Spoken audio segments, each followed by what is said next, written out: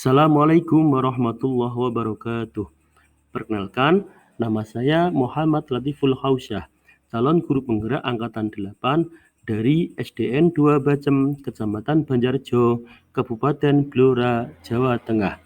Dalam kesempatan kali ini, saya akan memaparkan koneksi antar materi, modul 1.1 dan modul 1.2, nilai dan peran guru penggerak.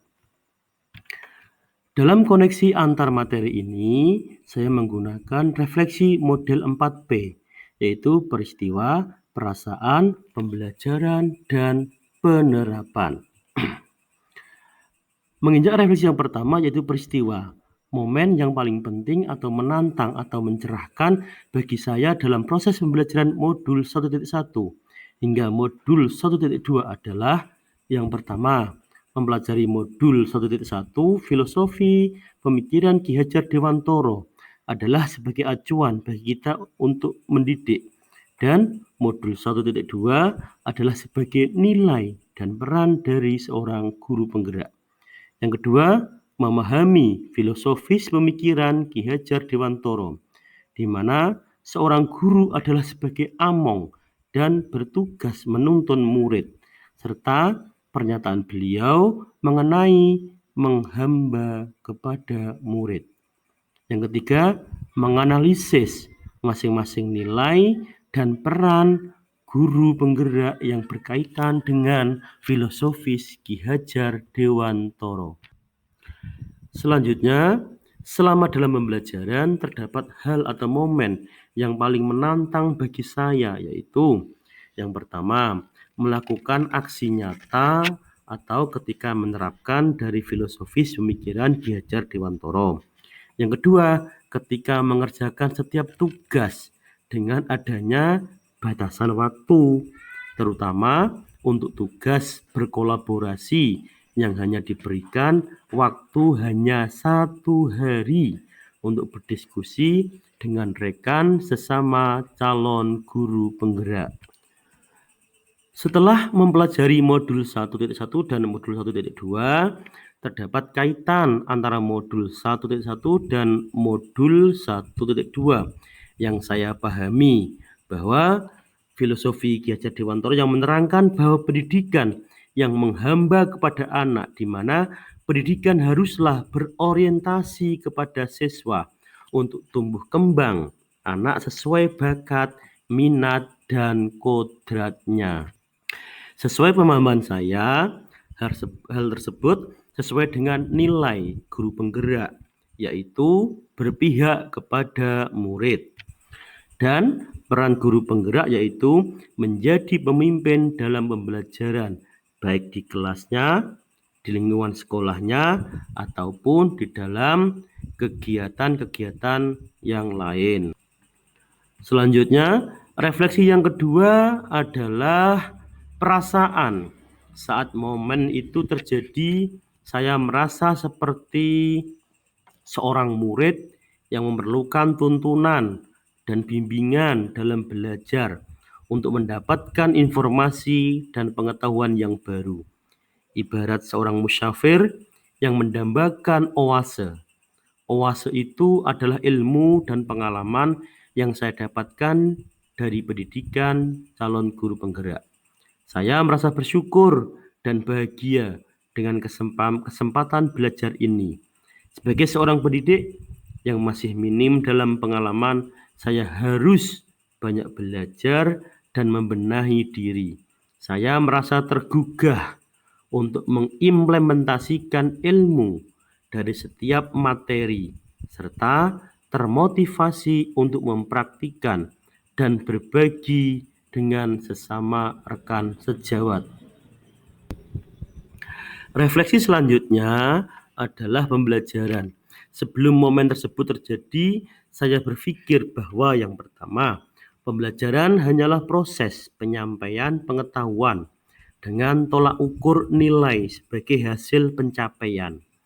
Yang kedua, saya selalu mengedepankan ranah kognitif, target KKM, dan materi yang harus dicapai. Serta saya tidak pernah merefleksi apa yang saya kerjakan dan saya jarang untuk berkolaborasi dengan rekan sejawat. Nah, sekarang saya berpikir bahwa saya harus mampu untuk menjadi pemimpin pembelajaran yang berpihak kepada murid, selalu berinovasi agar pembelajaran menyenangkan dan bermakna, serta mewujudkan kepemimpinan bagi murid dan menjadikan coach bagi rekan sejawat, serta selalu mendorong untuk berkolaborasi baik dengan rekan sejawat, dengan kepala sekolah, dengan orang tua murid, atau dengan lingkungan tempat kita melaksanakan pembelajaran. Selanjutnya, refleksi yang terakhir adalah penerapan. Setelah saya mendapatkan ilmu dari modul 1.1 dan modul 1.2, terdapat rencana pengembangan diri yang akan saya segera laksanakan adalah yang pertama adalah sikap berpihak kepada murid. Sebagai seorang pendidik, saya akan bersikap among untuk menuntun murid sesuai bakat, minat, dan kodratnya, agar mereka dapat meraih dan mencapai apa yang dicita-citakan, yaitu mencapai kebahagiaan. Yang kedua, saya akan lebih inovatif, yaitu dengan cara menciptakan hal-hal yang baru dan berani berkarya, menciptakan media pembelajaran yang sesuai dengan kebutuhan para siswa. Selanjutnya, yang ketiga, saya akan menjadi seorang pendidik yang reflektif dengan cara selalu berpikir terbuka dan bertanya pada diri sendiri mengenai kelebihan dan kekurangan agar mampu memperbaiki ekosistem pendidikan. Yang keempat, saya juga akan menjadi guru yang mandiri. Dengan saya memiliki inisiatif untuk selalu bergerak dan memotivasi diri. Kemudian, saya akan menjadi seorang guru yang memiliki nilai kolaboratif, yang mana saya harus mampu menggerakkan dan menjalin kerjasama yang efektif antara orang tua, guru, peserta didik, dan lingkungan sekitar dalam melaksanakan pembelajaran. Dan yang terakhir, saya akan mengikuti diklat atau BIMTEK secara mandiri tanpa menunggu instruksi untuk meningkatkan kompetensi diri melalui platform Merdeka Mengajar, SIM PKB, belajar dan berbagi, serta pengembangan diri yang lainnya. Demikian pemaparan materi koneksi antar materi dari modul 1.1 dan modul 1.2. Mohon maaf apabila ada kesalahan. Terima kasih. Wassalamualaikum warahmatullahi wabarakatuh. Salam guru penggerak, guru bergerak, Indonesia maju.